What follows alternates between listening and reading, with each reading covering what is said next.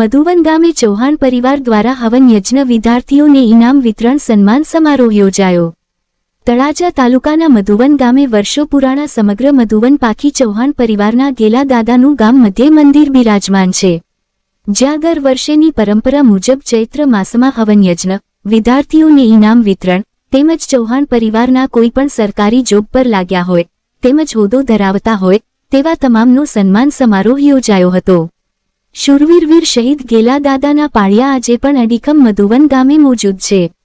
મધુવન પાખી ચૌહાણ પરિવારના 3000થી વધુ ખોરડાના લોકો ગેલા દાદાને આજે પણ પૂજે છે અને પૂજતા રહેશે। આજે પણ મંડલામાં ગેલા દાદા અને ચૌહાણ પરિવારના અને મકવાણા પરિવારના પાળિયા સુરધન દાદાના પાળિયા અડીખમ ઉભેલા છે। મધુવન ગામે ચૌહાણ પરિવાર દ્વારા વર્ષો પહેલા ગામ મધ્યે ગેલા દાદા અને ખવી દાદાનું મંદિર બનાવ્યું છે। અહીં ચૌહાણ પરિવાર દર અમાસે દર્શનાર્થી ઉમટી પડે છે અને દરેક તહેવાર પણ અહીં ધામધૂમથી ઉજવણી કરવામાં આવે છે। તેમજ દર ચૈત્રી નોમે અહીં ભવ્ય હવન યજ્ઞ સહિતના વિવિધ કાર્યક્રમો યોજાયા છે। આજે નોમ અને તારીખ 11/4/2026ને શનિવારે હજારો લોકો ઉમટી પડ્યા હતા। મેળા જેવો માહોલ જામ્યો હતો। ચૌહાણ પરિવાર ગુજરાત અને અન્ય જિલ્લાઓ, રાજ્ય, શહેરમાંથી આજે દર્શનાર્થે આવ્યા હતા। અહીં ભોજન પ્રસાદ સહિતના દાતાઓ વરસી પડ્યા હતા। તેમજ મેન પાટલાનો લાભ ગુદરણી અને ખંડેરા ગામના પરિવારે લાભ લઈ ધન્યતા અનુભવી હતી। સ્વયંસેવકો ખડેપગે સેવા બજાવી હતી। મધુવન પાખી ચૌહાણ પરિવારના કુળદેવી શ્રી ચામુંડા માતાજીના મંદિરના ભુવા આતા પૂજારી સહિત પરિવારે હાજરી આપી હતી। તેમજ ચૌહાણ પરિવારના એડવોકેટો, પોલીસ જવાનો, મહિલા પોલીસ, આર્મી જવાનો તેમજ પરિવારના અલગ અલગ ડિપાર્ટમેન્ટના અધિકારીઓ, કર્મચારીઓ, રાજકીય હોદ્દેદારો, વેપારીઓ સહિત ઉપસ્થિત રહ્યા હતા। ચૌહાણ પરિવારના વિવિધ કર્મચારીઓએ સુંદર વક્તવ્ય આપ્યા હતા। શિક્ષણ પર ખાસ ભાર મૂક્યો હતો તેમજ વૃક્ષ ઉછેરવા, પાણી બચાવો, ગાય માતાને પાળવા અભિયાન અંતર્ગત અપીલ કરી હતી। મધુવન ગામ પંચાયત સરપંચ તેમજ સમગ્ર મધુવન ગામનો સુંદર સહકાર મળ્યો હતો। હવન યજ્ઞના શાસ્ત્રી ઉછરીવાળા મૈયત્રી દાદા અને ભૂદેવોએ સુંદર શ્લોક સાથે વિધિવત પ્રારંભ કરી સુંદર કાર્ય કર્યું હતું। વિશાળ મંડપમાં ભોજન પ્રસાદની લાંબી કતારો લાગી હતી। દિવસભર ભોજન પ્રસાદ ચાલ્યું હતું। દૂર દૂરથી ભક્તો ઉમટી પડ્યા હતા। રસોડા વહેલી સવારથી ધમધમી ઉઠ્યા હતા। ચા સરબત સહિત તમામ દાતાઓ વરસી પડ્યા હતા।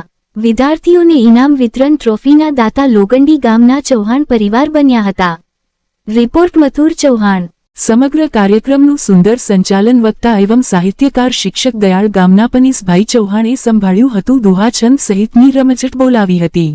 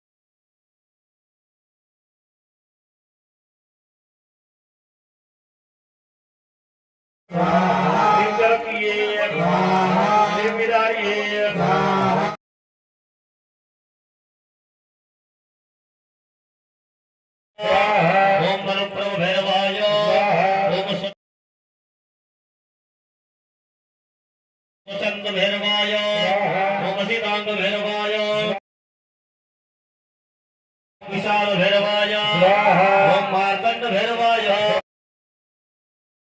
ह्रीं धुमरीश्वराय ह्रीं भूमि गजनोदरसे मार्कंड भैरवाय ह्रीं माता श्रियाय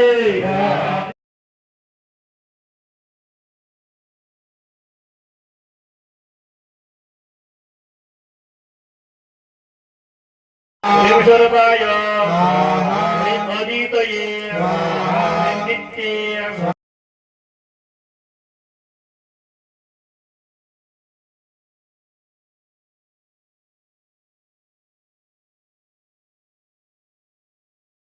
ओम भैरवाय ओम गदाधर भैरवाय ओम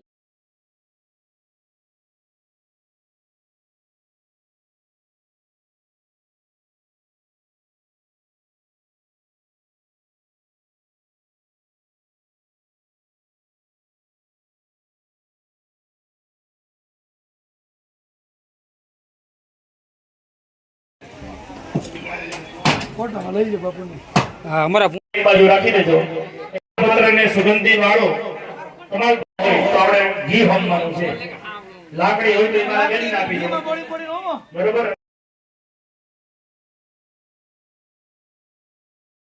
હરિ કામાક્ષાય હરિ ગણપતનાય હરિ કંઠહસ્તાય હરિ પ્રાક્ષદાય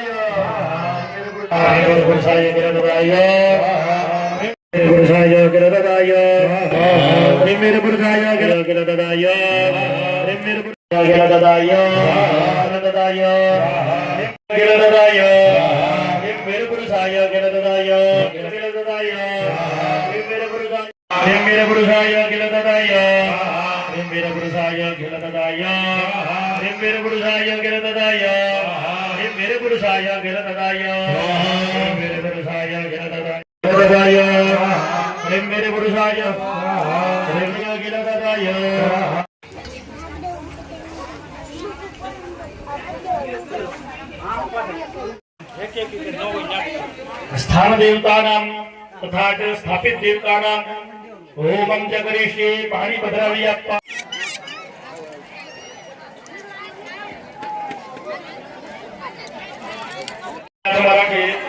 પાણીની ચમચી રાખજો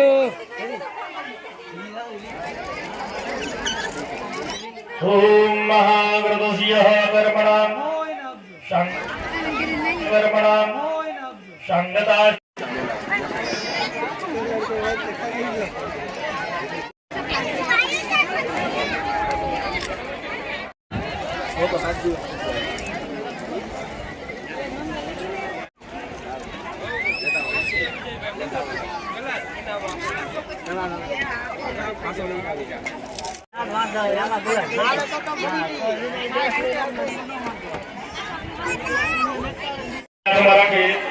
પાણીની ચમચી રાખજો ओम